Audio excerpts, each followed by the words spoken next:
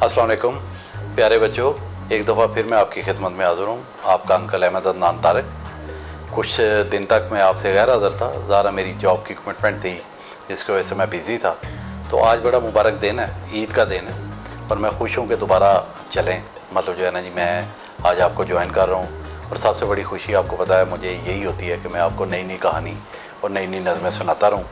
आज जो मैं कहानी आपको सुनाने वाला हूँ वो मेरी किताब बोनो के देश में है। ये मेरी किताब है बोनो के देश में, तो उसकी कहानी है जिसका नाम जंगल का बादशाह है। और आपको याद करा दूं, अगर आपने वीडियोस देखनी है तो फिर आपको मेरा YouTube channel Ahmad Adnan stories उसको वो सब्सक्राइब करना पड़ना है, और साथ ही है कि वो बेल आइकॉन आइटम वो जो इसका होता है उसको दबाना होगा। तो प्लीज़ प्रे फॉर अस। नवाज़ अंसारी साहब हैं मेरे साथ, मेरे कैमरामैन, उनके लिए दुआ कीजिएगा, मेरे लिए दुआ कीजिएगा। आइए मैं आपको आपकी कोशिश करता हूँ कि कोई पसंदीदा कहानी सुनाऊँ। आज की कहानी का नाम है जंगल का बादशाह। तो बच्चों, एक दफ़ा का जिक्र है, कहीं एक बादशाह हुकूमत किया करता था जो दरख्तों से बहुत मोहब्बत करता था। अच्छा, मैं आजकल आपको पता है बहुत ज़्यादा कंपेन भी चल रही है ग्रीन पाकिस्तान के लिए, और हमारे जो प्राइम मिनिस्टर हैं और सभी एक तलकीन करते हैं बच्चों को कि हमें नए दरख्त लगाने चाहिए। तो ये कहानी बेसिकली इसी मौजू पे है। तो बादशाह हुकूमत किया करता था जो दरख्तों से बहुत मोहब्बत करता था।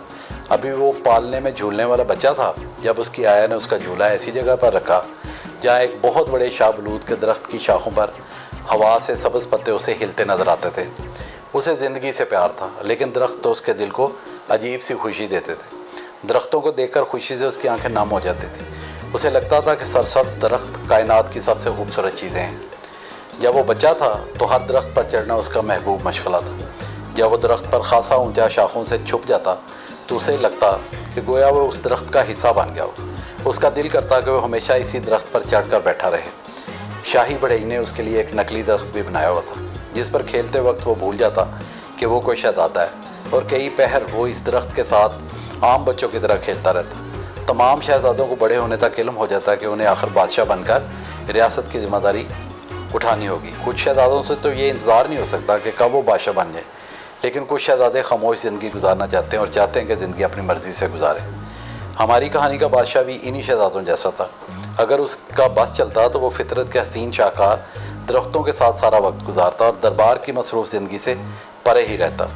आखिरकार वो दिन आ गया जिसे हर सूरत आना ही था, जब उस शहजादे के वालिद का इंतकाल हो गया। नया बादशाह अपने वालिद के लिए रोया और अपने लिए भी, क्योंकि उसे मालूम था कि अब उसकी आज़ादी उससे छिन जाएगी। अब बादशाह बनकर वो दरख्तों के दरमियान नहीं घूम सकता था। उसे ज़रूरी कागजात देखने के लिए महल में बैठना पड़ता था और लोगों की दरख्वास्तें सुनने के लिए भी। सारा काम उकता देने वाला नहीं था। उसे गरीबों की मदद करने में मज़ा आता था, लेकिन दरख्तों की सायादार छाँव उसकी पहुँच से दूर होती जा रही थी। एक दिन उसकी नज़र सल्तनत के एक बहुत पुराने नक्शे पर पड़ी, जिसमें उसने देखा कि जहाँ रियासत ख़त्म हो रही थी वहाँ एक बड़े रकबे पर दरख्त उगे दिखाई दे रहे थे। उसने वज़ीर-ए-आज़म से पूछा, ये क्या है? वज़ीर-ए-आज़म ने जवाब दिया, ये एक बहुत पुराना जंगल है जो आपके दादा परदादा लकड़दादा के दादा ने लगवाया था, जिसमें से बहुत से दरख्त काट लिए गए हैं। इसीलिए आजकल के नक्शों में ये जंगल अब दिखाई नहीं देता। बादशाह ने पूछा, तो तुम क्या कह रहे थे कि कब मेरे दादा के दादा ने इन दरख्तों को बोया था? वज़ीर-ए-आज़म ने जवाब दिया, जी मैं कह रहा था कि उन्होंने दरख्त बोने की हदायत की, वो ख़ुद महल से बाहर आकर उन्हें उगाते नहीं रहे। शाही मुलाजमों ने शाही हदायत के मुताबिक उन्हें उगाया। बादशाह ने बातें सुनी तो वो इतना खुश हुआ जितना बादशाह बनने के बाद कभी नहीं हुआ था। वो बोला, ऐसा रवाज तो अब भी होना चाहिए। हम भी एक नया शाही जंगल उगाएंगे और ये दुनिया में पाए जाने वाले सब जंगलों से बड़ा और घना होगा। और फिर बेपनाह मसरूफियत के बावजूद कई माह तक बादशाह वक्त निकाल कर शाही जंगल उगाने के मंसूबे पर गौर व फिक्र करता रहा। वो उसे लाजवाल बनाना चाहता था। फिर जब उसने जगह का इंतखाब कर लिया तो वो बोला, अब पेश करो। लेकिन जब बादशाह ने अपना मंसूबा बागबान के सामने रखा तो वो सख्त परेशान दिखाई देने लगा। वो बोला, बादशाह सलामत, मुझे अफसोस से कहना पड़ रहा है कि इस मंसूबे पर अमल नहीं हो सकता। बादशाह हैरानी से चौंक कर बोला, मुमकिन नहीं? मुमकिन नहीं? कैसे मुमकिन नहीं? हमारे पास मजदूर हैं, हमारे पास जगह भी है। बागबान कहने लगा, बादशाह सलामत, हमारे पास बोने के लिए इतने पौधे नहीं, हमें हज़ारों लाखों नन्हे शाह बलूद के पौधे उगाने के लिए चाहिए होंगे, और इतने पौधे तो हमें पूरी रियासत में नहीं मिल सकते, बल्कि मुझे पूरा यकीन है कि शायद पूरी दुनिया में ना मिल सके। बादशाह खामोश हो गया। उसके ज़हन में कोई शुबा नहीं था कि उसका बागबान वाकई सच बोल रहा है। वो हैरान था कि उसने इस बारे में पहले क्यों नहीं सोचा। तो क्या वाकई इतनी मेहनत से सोचा हुआ मंसूबा ख़त्म हो जाएगा? बादशाह ने कहा चलो मुझे इस बारे में सोचने दो और कल मुझे इसी वक्त मिलने आना। अगर ये जंगल लाजवाल बनाना है तो उसको बनाने के लिए भी किसी शाहकार मंसूबे की ज़रूरत होगी। उस रात बादशाह बिल्कुल नहीं सो सका। वो पक्का इरादा कर चुका था कि उसने अपने मंसूबे पर हर सूरत अमल दरामद करना है। वो बार बार बुड़बुड़ाता था, लोगों को जंगल की ज़रूरत है, बादशाह का जंगल, शाही जंगल। यही अल्फाज दोहराते दोहराते वो नींद की वादी में खो गया।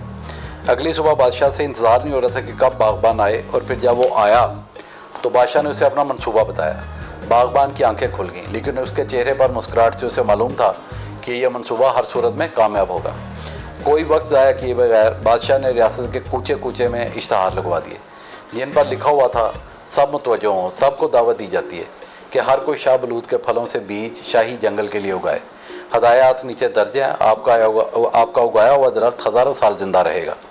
वो बहुत शानदार तरकीब थी। सल्तनत में शायद ही कोई ऐसा फ़र्द होगा जिसने शाह बलूत के फलों से बीज लेकर ना उगाए हो। गमलों में, किसी जग में, किसी प्याले में, कहीं भी। 2 साल की उम्र वाले बच्चों ने भी ये काम किया और 92 साल के बूढ़ों ने भी। सारी रियासत में हर कोई आजकल यही गुफ्तगू करता नज़र आ रहा था कि इन बीजों से पौधे कब निकलेंगे। सारे अखबारात में इन बीजों को उगाने के बेहतरीन तरीके लिखे जा रहे थे। सरदार बागबान ने सारी रियासत में जगह जगह ऐलानात करवाए थे कि नन्हे पौधों से बात की जाए तो वह मज़ीद नशोनुमा पाते। एक अखबार ने तो यहाँ तक सबको नसीहत कर दी कि उन्हें गाना भी सुनाया जाए। जल्द इन बीजों ने नन्ही सब्ज़ कौंपलों ने निकलना शुरू कर दिया और फिर उन पर 2 नन्हे पत्ते भी उग गए। 2 साल में ही रियासत के हर घर के बाहर शाह बलूत के पौधे खड़े थे। तो फिर उन्हें जंगल में बोने का काम शुरू हो गया। उनको उगाने में 500 मज़दूरों ने पूरे साल दिन रात मेहनत की। फिर मज़ीद मुद्दत 200 मज़दूरों ने ख्याल रखा कि इन पौधों की नशोनुमा सही हो रही है या नहीं। बहुत वक्त गुजर गया था, लेकिन अजीम शान जंगल खड़ा हो गया था, जिसमें ना सिर्फ बादशाह बल्कि रियासत का हर बाशिंदा इन दरख्तों में सैर कर सकता था और इन दरख्तों की ठंडी छाँव का मज़ा ले सकता था। लोग अपनी अगली नस्ल के बच्चों से कह सकते थे कि ये तुम्हारे बुज़ुर्गों ने लगाया है। बादशाह की तरह लोग भी इस जंगल को बहुत प्यार करते थे। बादशाह हर बादशाह की तरह दुनिया से चला गया और इस बात को अरसा हो गया है, लेकिन आज भी लोग उसे जंगल के बादशाह के तौर पर याद रखे हुए हैं। और वो भी अगर आसमानों से कहीं ज़मीन पर देख रहा है तो उसकी आंखों में बचपन की तरह खुशी के आंसुओं की नमी होगी, या फिर वो जन्नत में बैठा किसी दूसरे जंगल को उगाने के बारे में सोच रहा होगा। बच्चों, आप ही बताओ, क्या घर से बाहर एक दरख्त लगाना मुश्किल काम है? मैं आपको यकीन दिलाता हूँ कि जंगल का बादशाह तो खुश होगा ही, लेकिन हमारा तुम्हारा सबका बादशाह यानी हमारा खुदा भी बहुत खुश होगा। थैंक यू बेटा, शुक्रिया। अगर आपको कहानी पसंद आई है तो फिर वो सब्सक्राइब करें मेरा चैनल और नई वीडियो का इंतज़ार करें। Thank you.